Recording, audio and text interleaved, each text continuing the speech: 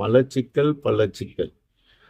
மலம் இளகி இருந்தால் தான் போனால் தான் உங்களுக்கு நல்ல ஒரு காலையில் எழுந்து உற்சாகமாக இருக்கும். எந்த வேலைக்கும் மலச்சிக்கல் ஒரு பெரிய இக்கட்டான நிலை. ரெண்டாவது நீங்கள் நாளடைவில் அது அப்படியே இருந்ததுன்னா மூலமாக மாறி இதெல்லாம் வரக்கூடிய சூழ்நிலை. பின்னால் வர அதிக காரம், அதிக வெப்பம் தரக்கூடிய சில காய்கறிகள், கத்திரிக்காய், சொல்ல பச்சை மிளகா, கருவாடு, இது மாதிரி மாமிச வகையில் அதிக உஷ்ணமாகி மலத்தை இறுக்கி நேரம் கழித்து காலையில் 5 to 7 போயிடணும். காலை 5 மணிலேருந்து 7 மணி வரைக்குள்ள மலச்சிக்கல் எல்லாமே பார்த்துருங்க உடம்பு. நம்ம நேரம் வேலை இருக்குது, நம்ம அந்த வேலையை முடிச்சுட்டு 8 மணிக்கு போகலாம், 9 மணிக்கு அது சொல் பேச்சு கேட்காது, உன் பேச்சு அது கேட்காது, அது வேலையை அது ஆரம்பிக்கும். அதனால் மலச்சிக்கல் பள்ளச்சிக்கல். மலம் இளகி இருந்தால் தான் போனால் தான் உங்களுக்கு நல்ல ஒரு காலையில் எழுந்து உற்சாகமாக இருக்கும். எந்த வேலைக்கும் மலச்சிக்கல் ஒரு பெரிய இக்கட்டான நிலை.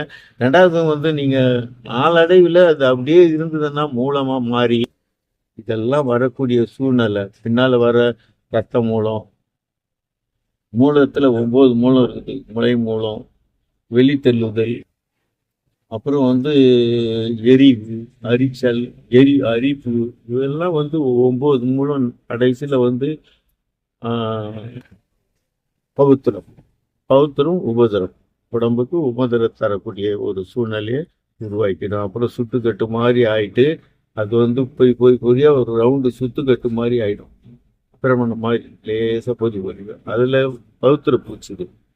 அந்த பௌத்திர பூச்சி நீங்கள் போனோன்னா வேப்பனுடைய கொட்டையை எடுத்து அது மேல் தூளை எடுத்து நன்றாக அரைத்து டெய்லியில் ஆசன வாயில் தடவி கட்டி வர, விளக்கெண்ணெய் விட்டு கூட லேசாக வதக்கி கட்டி வர பௌத்திர பூச்சி அகலும். ஏன்னா வேப்ப கொட்டைக்கு அவ்வளோ பவர் இருக்குது. ஏன்னா கசப்பு உள்ளது, கிருமிகளை சாவடிக்கிறது.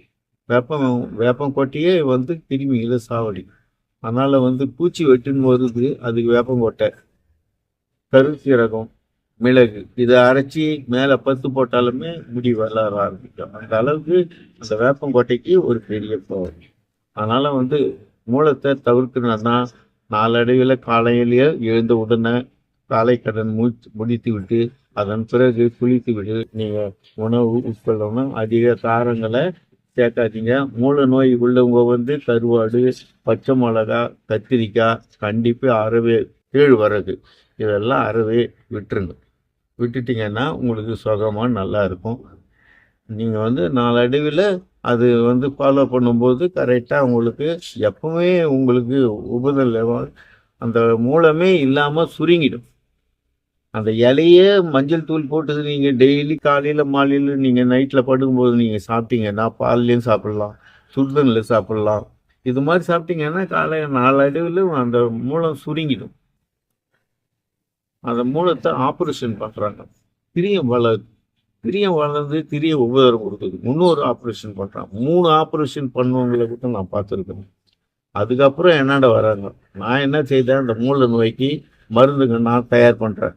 அது ஒன்றும் இல்லை, நீங்கள் தம்பி கூட சொல்லியிருக்கிற அந்த மூல நோயினுடைய 3 மருந்து ரொம்ப அற்புதமாக, அதாவது மூலம் வர்றதுக்கு காரணமே உஷ்ணமாகி, மலச்சிக்கலாகி, கேஸ் ட்ரபுள், அதாவது வாயு அதிகமான தூண்டுதலாகி வயிறு உபசமாகி மூலத்தை வர வைக்கிறதுக்கு பெரிய நமக்கு ஊக்குவிக்கும்.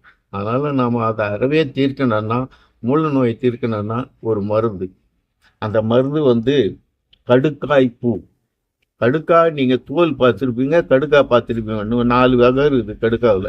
பால் கடுக்காய், துண்டு கடுக்காய், இது மாதிரி நிறைய ஒரு 4 மூலிகை இருக்குது. நீங்கள் அந்த பால் கடுக்காய் நல்லா பவுட்ரு நல்லா வர மாதிரி நாங்கள் செய்து நீங்கள் டெய்லி கூட நைட்டில் நீங்கள் சாப்பிட்டீங்களா மூட்டு நோய் வராது, மலச்சிக்கல் வராது.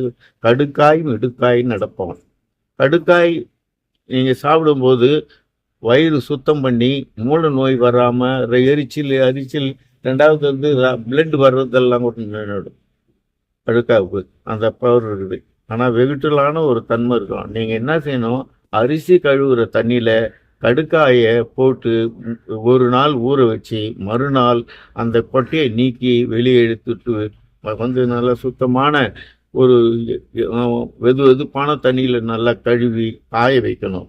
நன்றாக காய்ந்தவுடன் இடிக்கும் பருவத்தில் இடித்து பவுட்ரு பண்ணி நீங்கள் வச்சிங்கன்னா அதுதான் உண்மையான கடுக்காய் பவுடர். இதை சும்மாவே போட்டு நாம் போட்டு அரைச்சி மிஷினில் அரைச்சி எடுத்துன்னு வந்தோம். அது கடுக்காய் பவுடர் வேலை செய்யும் கரப்பாக்கம் தான். பூர்ணமான குணம் வேணும்னா நீங்கள் அரிசி கழுவு தண்ணியே மஞ்சளாக மாறிடும். ஒரு தடவைக்கு 2 தடவை கூட நீங்கள் ஊற வச்சு மஞ்சள் ரோகத்தை போக்கிட்டு நீங்கன்னா அந்த மஞ்சள் ரோகம் தான் சரியான முறையில் இயங்காது. அந்த மஞ்சள் ரோகம் வந்தோன்னா சுத்தி. அதுக்கப்புறம் நீங்கள் கடுக்காய் பவுடரை பண்ணி வச்சின்னு நைட்டில் படுக்கும்போது ஒரு முக்கால் டூஸ்பூன் 1/2 டூஸ்பூன் 1 டூஸ்பூன் நீங்கள் சாப்பிட மலம் விலகி 2வது மூலத்தில் ரத்தம் வர்றது. நவ மூலத்தை கடுக்காய் மிடுக்காய் நடப்பான். கடுக்காய் உண்பாரேல் கோல் ஊன்றி நடப்பாரும் கோல் வீசி நடப்பாரும். வயோதிகன் கூட கோலை வீசிட்டு கை வீசி நடப்பான் என்ற தத்துவம் எல்லாம் சித்தருங்க நமக்கு அறிவுறுத்திருக்கிறாங்க. அதனால் கடுக்காய் ஒரு பெரிய மருந்து. கடுக்காய் யூஸ் பண்ணுங்க. 2வது கடுக்காய் பூ, அதில் மருந்துன்னு ஒன்று இருக்குது. அது கடுக்காய் பூ மருந்து, 3 மருந்து. அது அந்த கடுக்காய் பூ நன்றாக இளம் வறுப்பாக வறுத்து, கருணையில் வறுக்கூடாது, இளம் வறுப்பாக வறுத்து பவுடர் பண்ணி அதை தனியாக ஒரு சூரணம் 50 கிராம். லவங்கப்பட்டை வறுத்து 90 வறுத்து பவுடர் பண்ணி அது ஒரு பக்கம் தனித்தனியாக வைக்க வேண்டும். கிராம்புன்னா லவங்கம். அந்த லவங்கத்தை 90 வறுத்து அதை தனித்தனியாக இடித்து ஒன்று சேர்த்து 3 மருந்து ஒன்று சீட்டு நீங்கள் வச்சுட்டீங்கன்னா 2 வருஷம் 3 வருஷம் இருந்தால் கூட அது கெடாது. நல்லா பத்திரப்படுத்திக்கும்.